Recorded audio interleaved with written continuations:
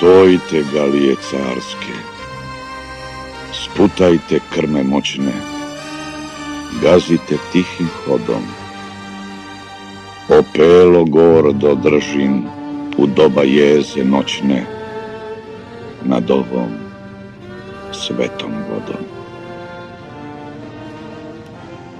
Tu na dnu, gde školjke san umoran hvata i na mrtve alge tresetnica pada, leži groblje hrabrih, leži brat do brata, Prometej nade, apostoli jada. Zar ne osjećate kako more mili, da ne ruši večni pokoj palih četa?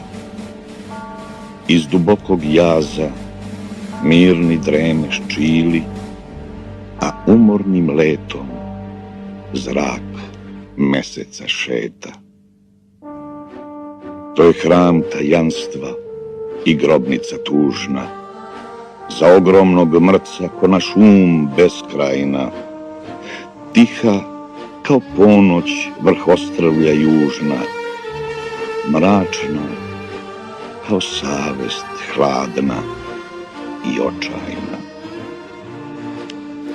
Stojite, galije carske, buktinje nek utrnu, veslanje umre hujno, a kad opelo svršim, klizite u noć crnu, pobožno i nečudno. Jer hoću da vlada beskrajna tišina i da mrtvi čuju huk borbene lave, kako vrućim ključem krv penušanjina u deci što klikću pod okriljem slave. Jer tamo daleko poprište se zari, ovom istom krvlju što ovde počiva. Ovde, iznad oca, pokoj gospodari, tamo iznad sina povesnica biva.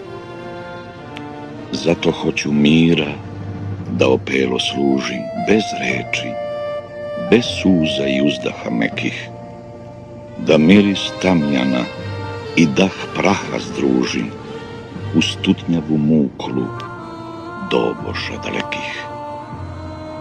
Stojite, galije carske, u ime svesne pošte klizite tihim hodom. Opelo držim, kakvo ne vide nebo jošte nad ovom svetom vodom.